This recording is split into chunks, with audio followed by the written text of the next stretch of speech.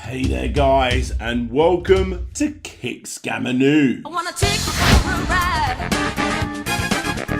I wanna take you for a ride. Yes guys, it's Kickscammer News for the month of November 2019. Yes, it's almost Christmas, but we always look back at the previous month on this show, which means yes, I've scoured the house for random crap to chuck on the table, which makes it look like a boot fair.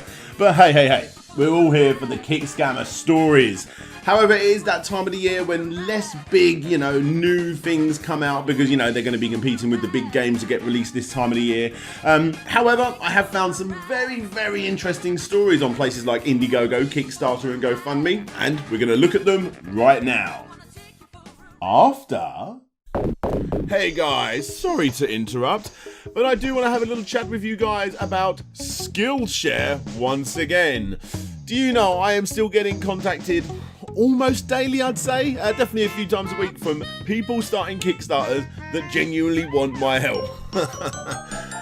I'm not that good, guys. I've never done a Kickstarter. I'm not the guy to go to. I've got plenty of opinions, but you don't want opinions, you want proper advice, and that's where Skillshare comes in.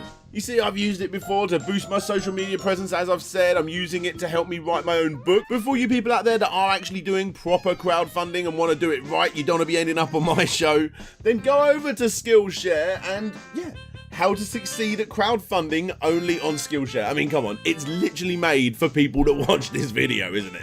And guys, as usual, you're going to be so happy to hear that you get this all completely for free for 2 months if you use my affiliate link below. Come on, it can't be better than that.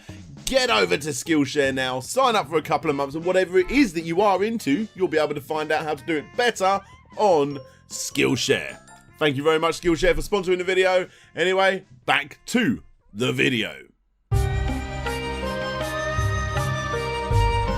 So, let's start off by chatting about the big one.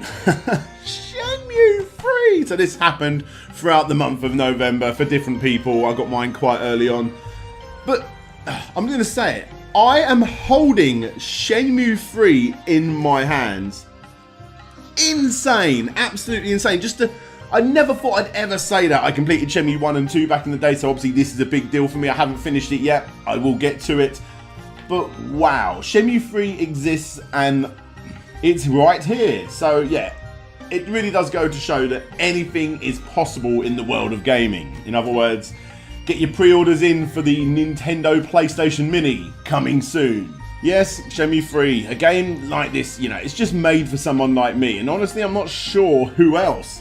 Look, for its time, Shenmue 1 and 2 were groundbreaking. All those interactions, the graphics, the walking around, the animations, and just so much more made this game stand out amongst the competition back in the day. It was pretty much the best it could have ever been back then. But that was 20 years ago. Times change, all those positives previously mentioned have obviously aged somewhat. And for me, they are more endearing, nostalgic and beautiful in their own sort of retro way nowadays. Shenmue 1 and 2 does still hold up, along with the aging controls and honestly endless amounts of other growing pains that the game has. And that's because it's one of the most charming set of games ever made. So obviously when Shenmue 3 got announced, I backed it straight away. However, the biggest question I had since the very beginning was, how was they going to tackle Shenmue 3?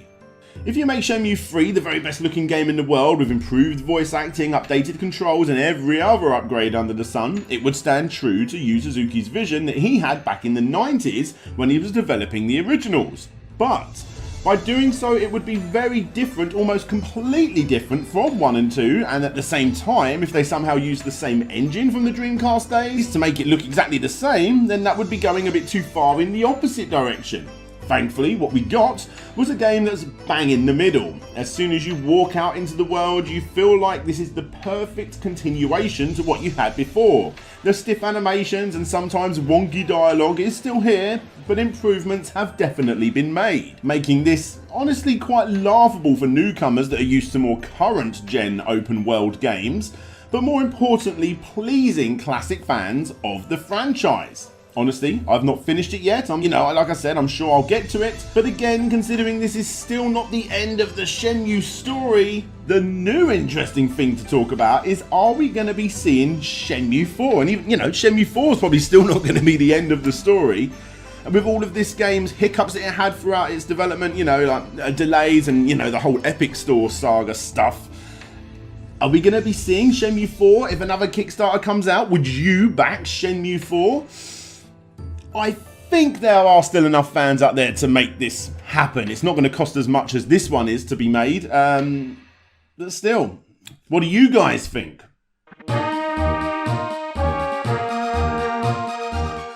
Okay, so keeping with the unbelievable that is Shenmue 3, I've got 2 words for you. Flying cars. I'm seriously surprised that this guy isn't a meme yet. Just look at those "I'm about to scam you" facial expressions. I'll save a few for you right here. So apparently all this company needs to get flying cars and hoverboards into the world is $50,000. And you can pick up a hoverboard yourself by dropping $997 or a flying car for $19,997, which somebody has done. And get this, you don't need to be waiting too long because these things are actually coming out in February 2020 and July 2020 respectively. You guys best get ordering because currently they're 20% off. And hey, if it doesn't go ahead, at least you get your money back, don't you? Ooh, you cheeky bugger. Sadly, although as I predicted, last month's recommendation of the month was actually cancelled. You can click up there if you want to go and see that. Basically, it was for an awesome looking classic 16-bit inspired platformer from some of the heads behind the incredible Sonic Mania, among other things. The only problem was that the campaign page and video itself was a little lackluster, and it was very obvious early on that it was just not going to be hitting its goal, even though the game's demo itself was highly praised. Shortly after its cancellation, Simon Thornley, aka Stealth, put up a very heartbreaking video that not only thanked every single backer individually, including myself. Thank you, Daniel Ibbotson. But it also gave insight into what it's like financially for someone that worked on a game as big as Sonic Mania. And the long and short of it is, it's not that good. Stealth, if you are watching, and I hope you are, I feel like you probably are, please do get in touch with me if and when you do want to relaunch this. I do believe in you. I believe in this product. I believe in this game. I do think it could be a success. I get people asking me all the time to help out with their Kickstarters. And, other than giving a little bit of advice, I always turn them down. However, I do want to help you. I work with quite a few people making these videos, and at least we could get, at the very least, give you some advice on how to relaunch this. Because Vertebreaker looked like an amazing game. Such a shame, but we can come back, and I'm sure you'll do an incredible job. BMC Toys on November 14th launched a Kickstarter after getting plenty requests from customers asking for Little Green Army women. And is actually doing very well. Very, very well, in fact. Turns out that there is quite a calling for Lady Army toys, and, fair play. However, that isn't the only thing that happened on the 14th of November. Goat dice. So, you want to talk about Kickstarters that did very well? Goat dice did extremely well. Have a look at this. It obviously caught the eyes of fans due to not only the awesome design of these stunning D20s, but also, as I said, it just did so incredibly well. It needed $200, and within 24 hours, it gained almost $150,000. The reason why is obviously suspicious, especially considering how low the daily intakes were after that first day. And when looking over on Reddit, it came to light that James, full name James Dale Holcomb, was actually not being completely honest with his backers into who he actually was. You see, James and his dad, to be fair, turned out to be quite extreme scam artists. They worked out a way where they could actually sell you gift cards, stolen gift cards, which apparently is a bit of a sort of racketeering.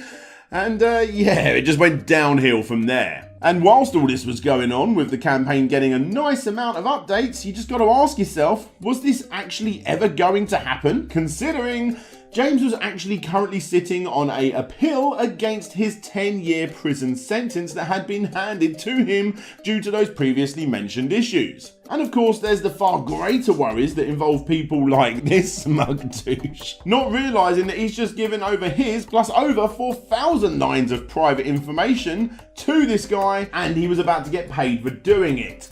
Thankfully, however, Kickstarter stepped in at the last minute and just cancelled the whole thing. We're talking within the last few hours of this campaign going live. The guy was about to get away with it, but thankfully he didn't.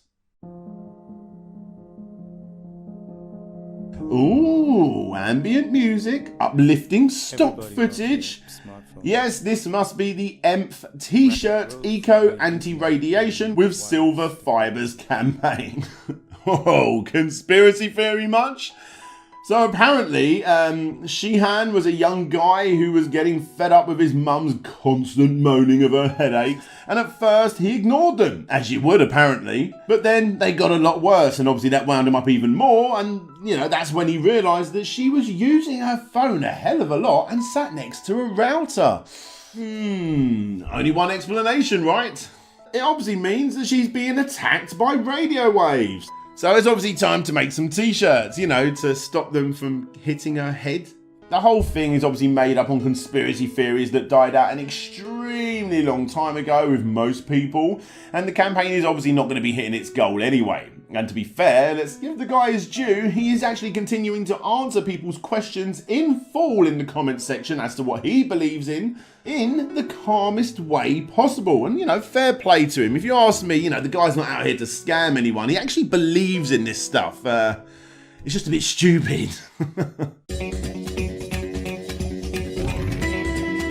So a quick little update here on the back of a video I did last month, you know, the story so far of Loot Crate. There's a link up there if you haven't seen it. But basically, all you really need to know is what Loot Crate have done is they've actually jumped into the crowdfunding space by launching something called Loot Launcher. Someone would see one based on turtles in this instance, and you would put your money down. 30 to 45 days later, if enough people put their money down, they would actually send you that particular crate. Any others that didn't get enough backers just wouldn't get made. It really did show how bad Loot Crate had become, because only one of them was destined to make its mark out of the 6 they showed you. Thankfully, by the end, there was actually 2 that got there. Surprisingly, the other one that only just made it through by the skin of its teeth was the WizKids Dungeon Master Crate. And honestly, I was expecting, once that timer counted down, for you guys to actually see another 6 crates that they put forward. And we haven't seen anything. There's nothing up there. You can put down suggestions. Please don't do that. And, you know, this really begs the question, is this the end of Loot Launcher? Was it just one massive failure? Only time will tell. Obviously, if I do see any future, you know, developments with this, I'll let you guys know in a future video. Okay, so quite a bit happened on the 20th of November. Firstly, you've got the awesome looking Scott Pilgrim board game, which got funded.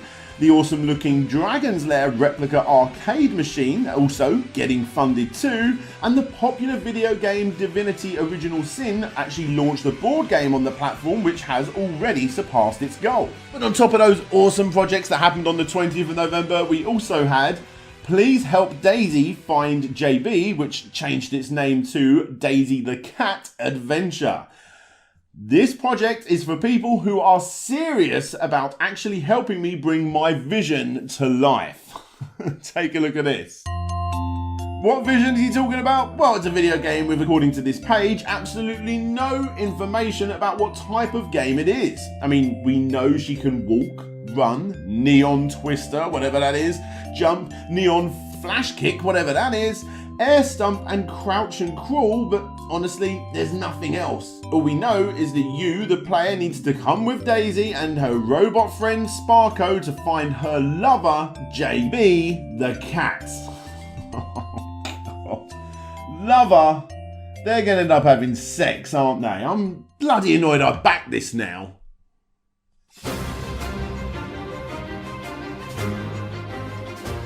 Okay, so from one classic non-game to one that actually looks to be pretty impressive. All you classic RPG fans, you might want to check this one out. Path of the Midnight Sun, a dark fantasy JRPG VN.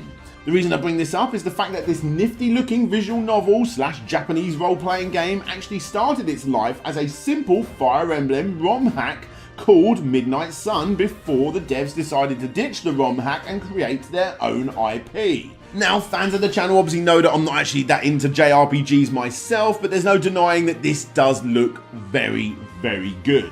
At the time of scripting this, they're a hair away from hitting their goal, and fingers crossed if it gets enough funding, then you can actually expect to see a Nintendo Switch release too. Again, you know, it's not exactly my thing, but I wish the devs the very best of luck with this campaign. But Path of the Midnight Sun isn't the only campaign I want to talk about for the 21st of November. You see, there was one other campaign that is worth talking about for this particular date, and thankfully it got taken down.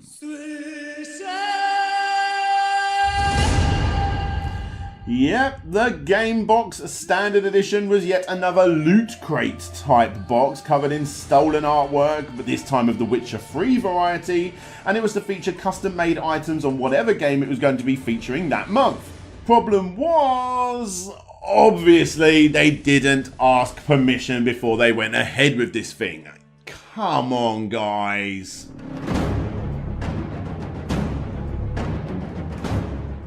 Star Citizen. Oh, you guys have been asking me to talk about that for the longest time. Yes, a proper full-length video will be made some point in the future, I'm sure. Easily the most money ever put down for a video game, crowd-funded video game ever. Oh, that had a very interesting month.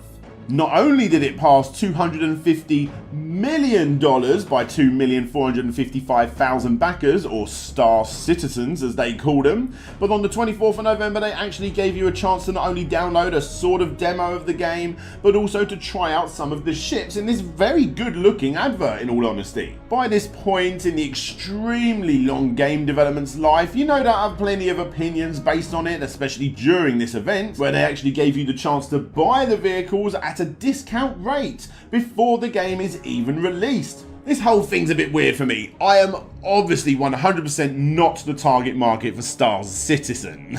But obviously, you know, there are plenty of people that, you know, this does appeal to. It's strange to me, considering the final game will actually involve you buying and selling too. Like I said, a full video about this whole thing will happen eventually, I promise.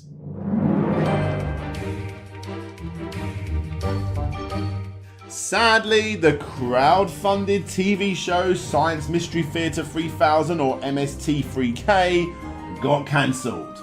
Yes, Netflix canned this thing on November 27th with nowhere else to go. Originally, it started its life back in the 90s, and having a fairly successful run, the show eventually dropped out after making well over 200 episodes, and then back in 2015, 48,270 people got it back on the air when they pledged $5,764,229 and a further $600,000 outside of Kickstarter. But obviously, yet again, the ratings were low enough for Netflix to drop it once again. Is this the end of the show? Probably, although just like Shenmue 3, I'm sure there are plenty of people that would put enough money forward to, you know, get at least a few more episodes. Hopefully, it was a pretty good show actually.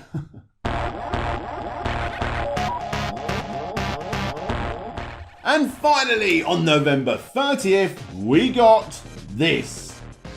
A rubber band minigun. That thing hit its goal to the tune of $316,442. But what's easily more interesting for this particular show is, of course, the update on the Atari VCS. It's been pushed back to March of 2020. Guys, this whole thing is a huge mess. The delay was apparently due to an upgrade of the hardware, and it even came with some nice imagery of the machine being made. Here's what the Chief of Operation Officer had to say about the whole thing. We were offered the opportunity to incorporate an all-new microprocessor built on a more powerful and more efficient architecture. The team is well aware that the delay impacted our backers, but feels strongly that we made the right decisions to improve the product's performance. Atari will always prioritise delivering a high-quality product over a self-imposed deadline. Our Indiegogo backers are extremely important to us, and the entire team and I would like to thank our backers once again for their loyalty and continued support. I am sure they will understand our prioritisation of delivering a quality product above all else. Honestly, this whole thing's just like the Vega Plus. Well, actually not completely like the Vega Plus. There's no sex robots involved in this one. But yeah, backers of this have actually now started to, perk up and realise, what the hell have I backed here? And for all of those people out there that didn't back it, and those that did, I suppose, all you gotta do is just wait for the inevitable Atari VCS scandal video, which I will again 100% be doing without a shadow of a doubt.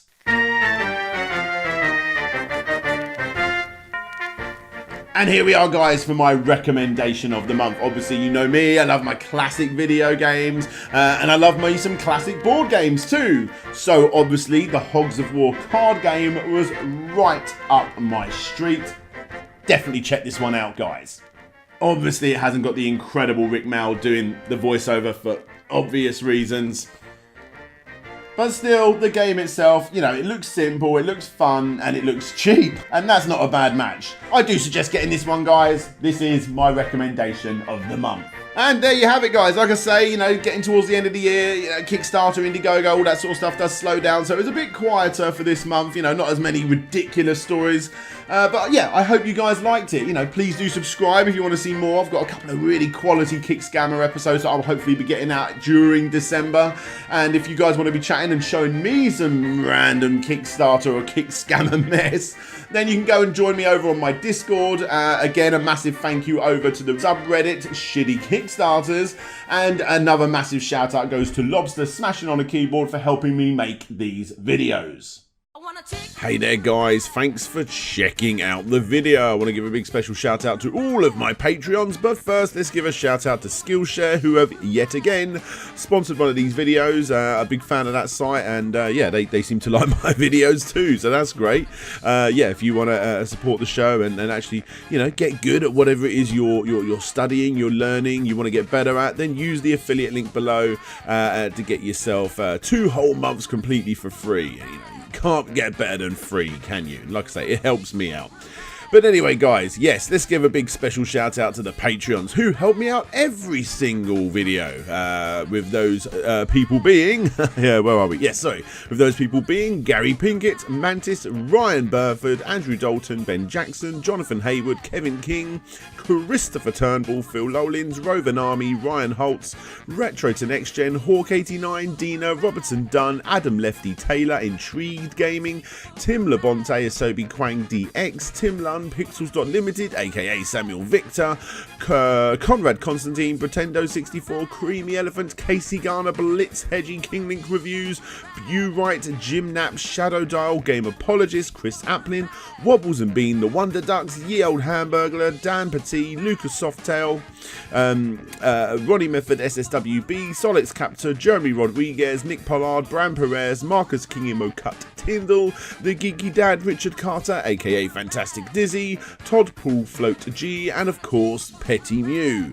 As always, guys, if you want to get your name shouted out, get your name shown, come see what I'm working on, see previews of videos that I am working on, in their rough state when they're not yet finished, get exclusive rooms in my Discord chat, join random movie nights that we do, and all this other cool stuff, then, click the link that you see on the screen. Don't forget to subscribe, give the video a thumbs up or a thumbs down, whatever you prefer.